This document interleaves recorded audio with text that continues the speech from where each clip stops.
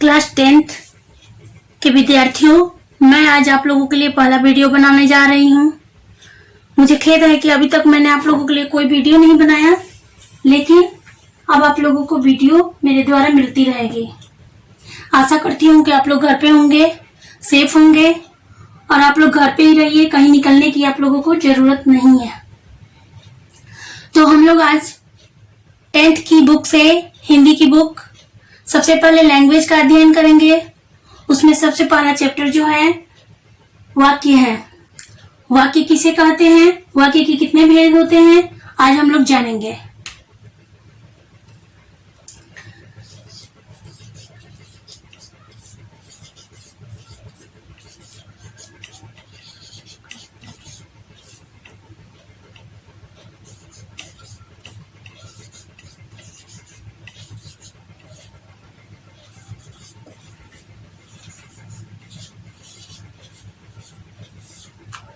रचना के आधार पर वाक्य के भेद कितने होते हैं। सबसे पहले हम परिभाषा देखते हैं। वाक्य की परिभाषा।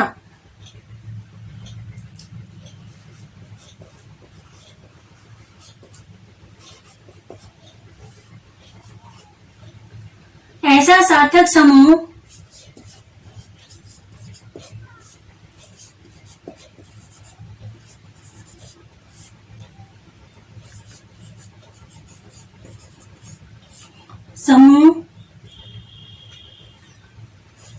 जो व्यवस्थित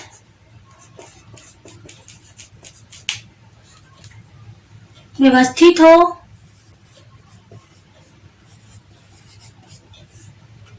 तथा पूरा आशय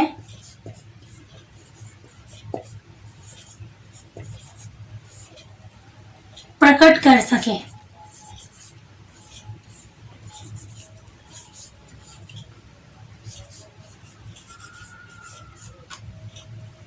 वाक्य कहलाता है।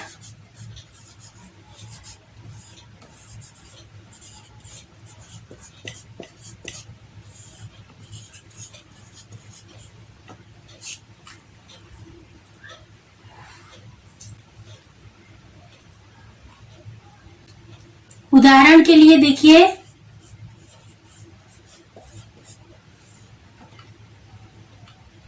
ताजमहल शाहजहां ने बनवाया। ताजमहल शाहजहां ने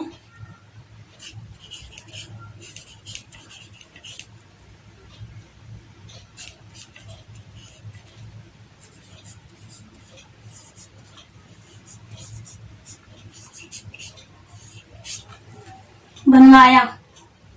यह शब्द समूह सार्थक है। यह शब्द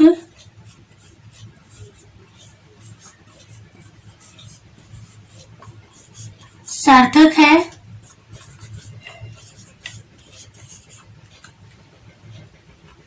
व्याकरण के नियमों के अनुसार व्यवस्थित है और संपूर्ण अर्थ प्रकट कर रहा है, इसलिए यह वाक्य कहलाएगा। अब वाक्य के घटक देखिए आप लोग, और सभी विद्यार्थियों से मेरा अनुरोध है कि वो लोग इसको नोट करते जाएं, क्योंकि आप लोगों के पहले चैप्टर से मैंने इसकी शुरुआत की है।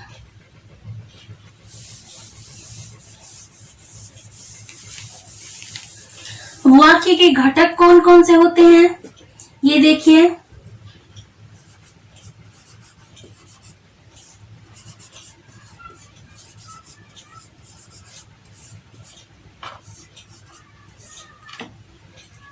जिन अवयवों को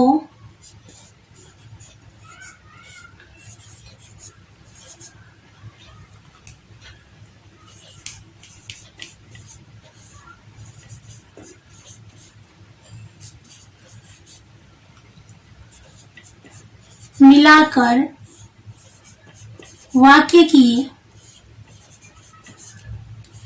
रचना होती है,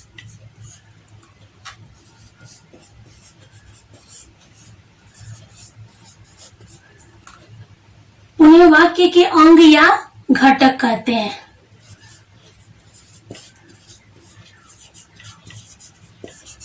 वाक्य के अंग या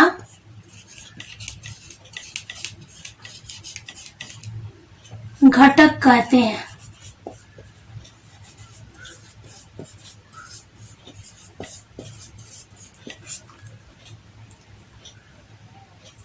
वाक्य के मूल एवं अनिवार्य घटक जो होते हैं, वाक्य के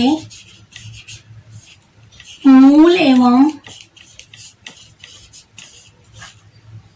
अनिवार्य घटक जो होते हैं,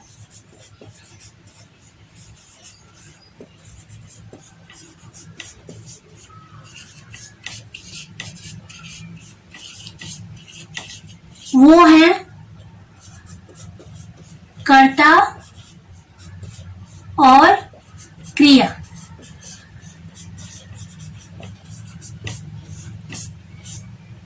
ये दोनों इंपॉर्टेंट होते हैं।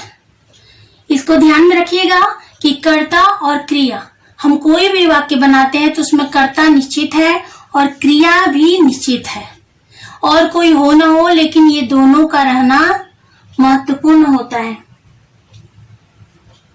जैसे इसका उदाहरण देखिए आप लोग, इसको नोट करते जाइए आप लोग।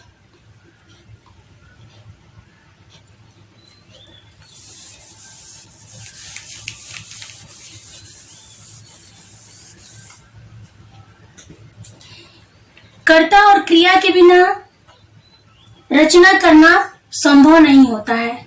कर्ता नहीं होगा या क्रिया नहीं होगी तो हम किसी भी वाक्य का निर्माण नहीं कर सकते हैं। जैसे एक छोटा सा उदाहरण देखिए आप लोग, रमा मिली, सुनीता गाएगी,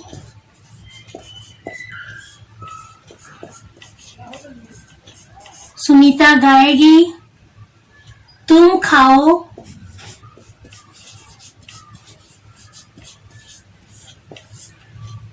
तू आ,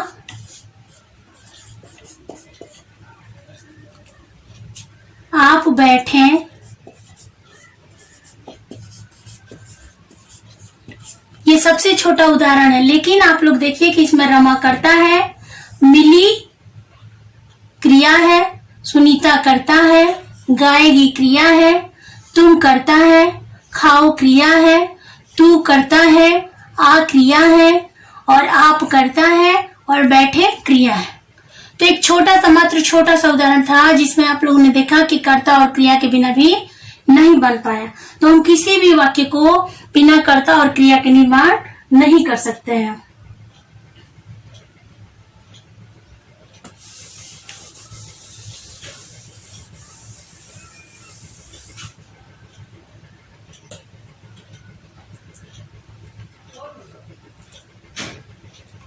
अब देखिए उद्देश्य और विधेय। वाक्य में प्रमुख जो होते हैं उद्देश्य और विधेय होता है।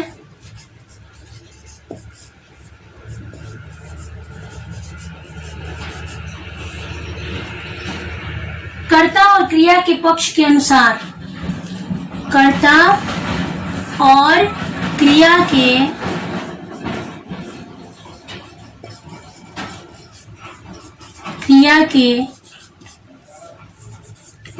पक्ष के अनुसार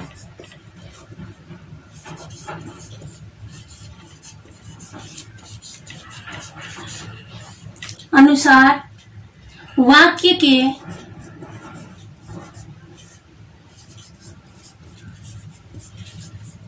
दो पक्ष हो जाते हैं।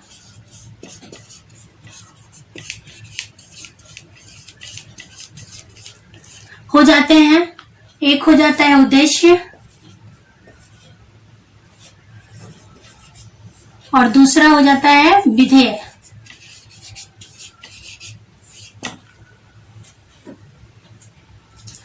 अब उद्देश्य देखिए कि उद्देश्य क्या होता है।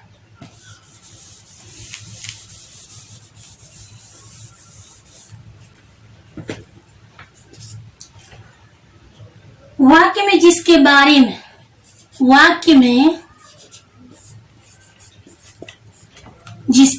में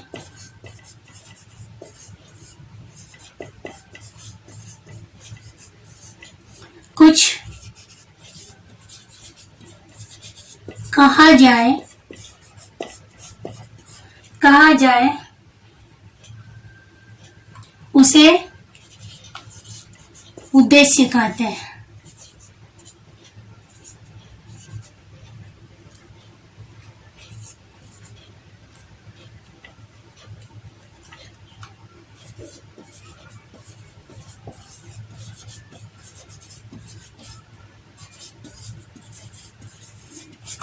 उद्देश्य कहते हैं। इसके अंतर्गत कर्ता तथा कर्ता विस्तार, इसके अंतर्गत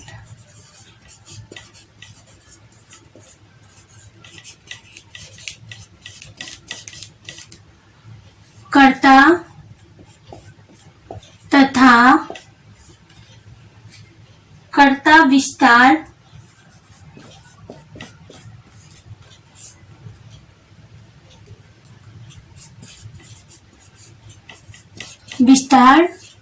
जैसे विशेषण,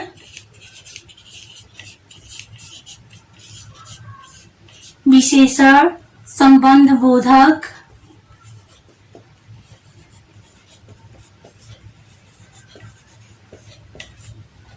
भाव बोधक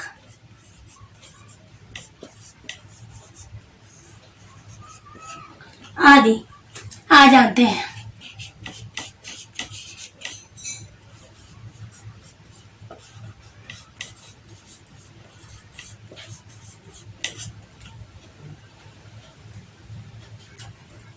उद्देश्य वाक्य में जिसके बारे में कुछ कहा जाता है, जिसके बारे में कुछ कहा जाए वो क्या कहलाता है? उद्देश्य कहलाता है।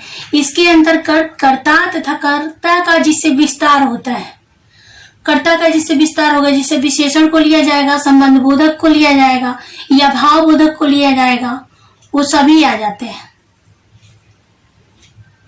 अब विधेय पे आते हैं। विधेय में कौन आता है? विधेय उसे कहते हैं उद्देश्य के विषय में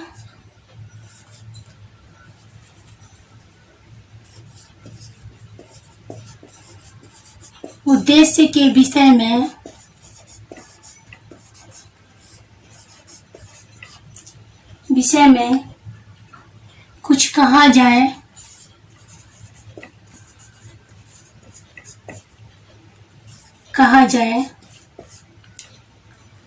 उसे विधेय कहते हैं।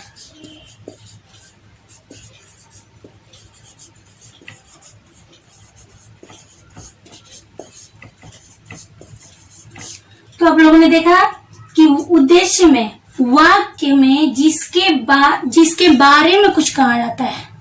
उद्देश्य में क्या होता है कि जिसके बारे में कुछ कहा जाता है, और विधेय में क्या होता है कि उद्देश्य के विषय में कुछ कहा जाता है, उसे विधेय कहते हैं। इसके अंतर्गत क्रिया,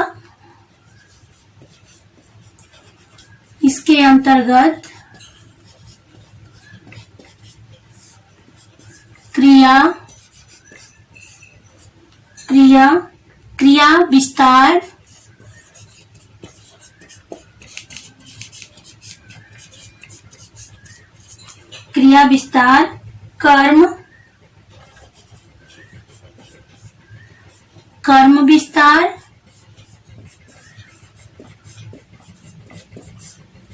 कर्म विस्तार, आदि आ जाते हैं।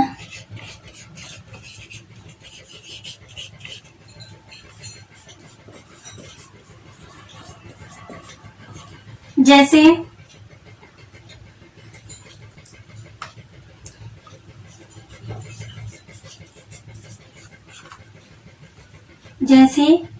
इस कक्षा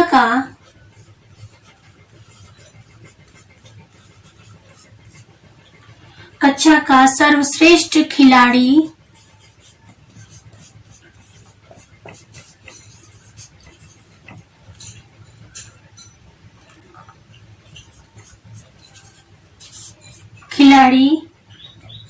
अंशुमान प्रतियोगिता में भाग लेगा।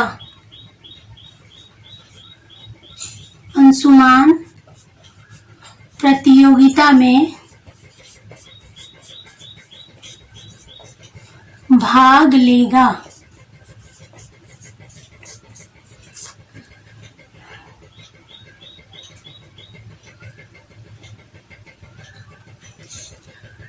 अब देखिए इसको,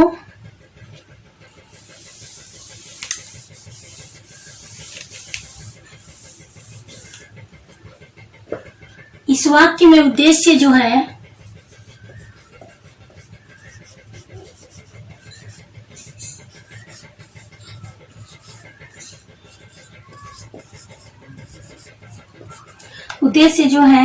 इस कक्षा का सर्वश्रेष्ठ खिलाड़ी,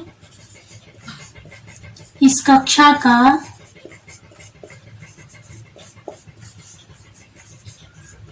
सर्वश्रेष्ठ खिलाड़ी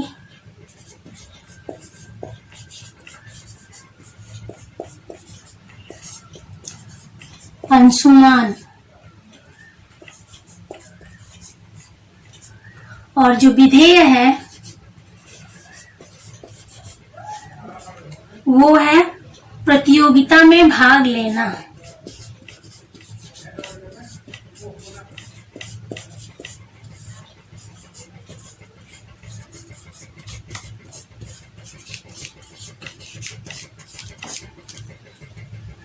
आशा है कि आप लोगों को समझ में आ गया होगा। अगर जिस भी बच्चे को दिक्कत आए वो कमेंट बॉक्स में जाकर मुझे कमेंट कर सकता है, और जिस चीज की परेशानी हो वो मुझसे पूछ सकता है। कल के वीडियो में हम लोग देखेंगे वाक्य के कितने भेद होते हैं।